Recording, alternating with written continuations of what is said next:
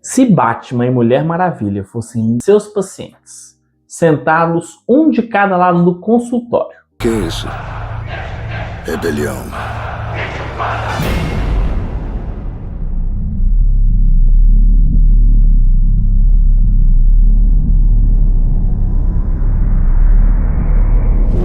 Quando Gotham virar cinzas, tem minha permissão para morrer. Qual dos dois seria alto primeiro? Que lugar é esse? Quem é você? É nosso dever sagrado defender o mundo. Certo. Quem quer que seja, está em mais perigo do que imagina. Cuidado, Diana. Se ninguém mais irá defender o mundo, eu vou. A resposta pode não ser a que você imagina. E ela diz muito mais sobre como lidamos com trauma e propósito do que sobre quem ganharia uma luta. Hoje eu vou fazer algo diferente.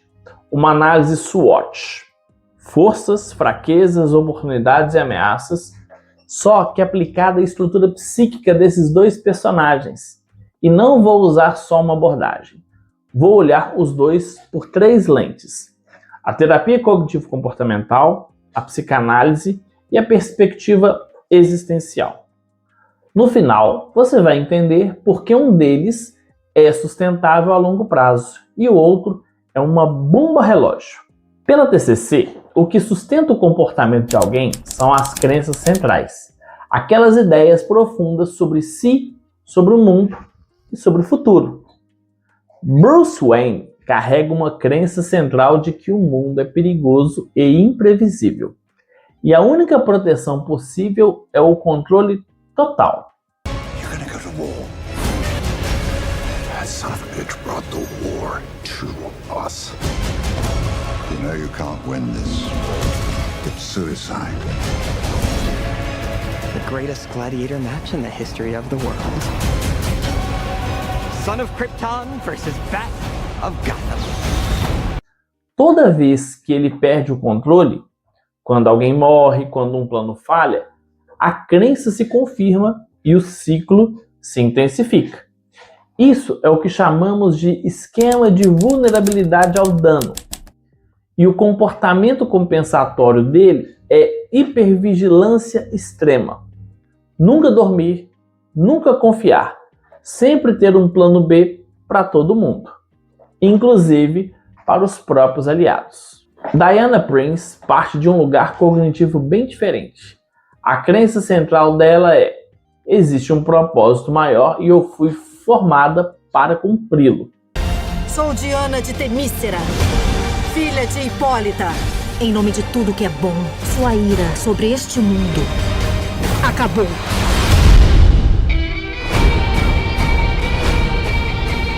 Isso dá estabilidade emocional em crises, mas também gera uma distorção sutil. Pensamento absolutista, ou o famoso ou tudo ou nada. O mundo tem que ser salvo pelo amor e pela verdade, sem meio termo. Quando a realidade não corresponde a esse ideal, ela sofre uma quebra de expectativa mais dolorosa do que Bruce, que já, de certa forma, espera o pior. Mas é na psicanálise que a diferença entre os dois fica ainda mais clara e mais perturbadora. Freud diria que Bruce Wayne é dominado por uma compulsão à repetição. Ele revive a cena do beco, a morte dos pais, indefinidamente. Cada noite, como Batman, é uma tentativa inconsciente de reescrever aquele momento e, ao mesmo tempo, uma confirmação de que ele nunca vai conseguir. Isso tem uma leitura ainda mais sombria: a pulsão de morte. Bruce se coloca em risco de forma recorrente, quase convidando o perigo, porque parte dele nunca superou aquela noite. Ele está psiquicamente ainda tentando morrer no lugar dos pais. O superego dele é implacável. As regras que ele impõe a si mesmo, não matar, não falhar, nunca descansar, são tão rígidas que geram uma culpa crônica, qualquer que seja o resultado. Diana tem uma estrutura psíquica mais integrada nesse sentido. O ideal do ego dela, a amazona que luta pelo amor e pela justiça, está mais alinhado com suas ações. Só que existe um ponto cego. Ela foi criada isolada em Themyscira, sem exposição real à complexidade moral humana. Isso cria uma idealização defensiva do mundo exterior. Quando ela finalmente sai da ilha, o choque de realidade é violento, porque o inconsciente dela não tinha espaço para a ideia de um mundo genuinamente cinza. E é aqui que a pergunta existencial aparece. Quem dos dois está vivendo de forma autêntica? Jean-Paul Sartre falaria de má fé, quando alguém foge da liberdade de escolher se escondendo atrás de um papel fixo. Bruce Wayne é o exemplo perfeito. Ele não é mais uma pessoa que escolhe lutar contra o crime. Ele é o Batman. Ponto final. Essa fusão entre identidade e função é uma fuga da angústia existencial. Se ele parasse de ser o Batman, teria que enfrentar o vazio de quem ele é sem a missão. E isso é insuportável para ele.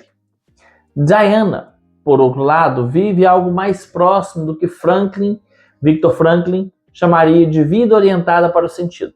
Ela tem uma missão, mas, diferente de Bruce, a missão dela nasce de valores, não de trauma não resolvido. Existe autenticidade aí. O risco existencial dela não é fuga da liberdade, é rigidez moral. Quando o mundo não corresponde aos seus valores, o sofrimento dela vem de uma dissonância entre o ideal e realidade, não de um vazio interno. Então a pergunta não é quem vence a luta, é qual estrutura psíquica é sustentável no longo prazo. Bruce Wayne representa o padrão de quem transforma trauma em identidade permanente.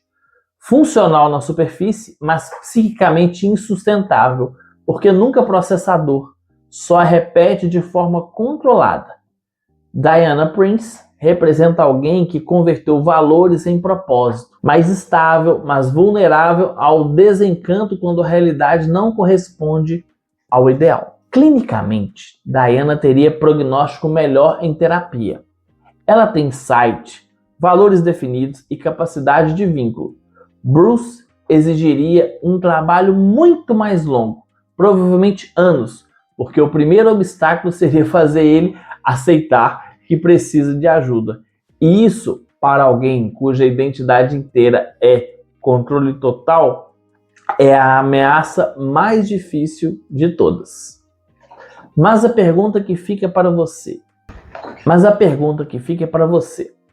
você reconhece mais o padrão do Bruce, transformar a dor em missão e nunca parar, ou da Diana, viver por um ideal tão alto que a realidade sempre decepciona? Comenta aqui embaixo qual dos dois é mais parecido com você. E se você quiser sugerir o próximo confronto psicológico, é só deixar nos comentários. Até o próximo vídeo.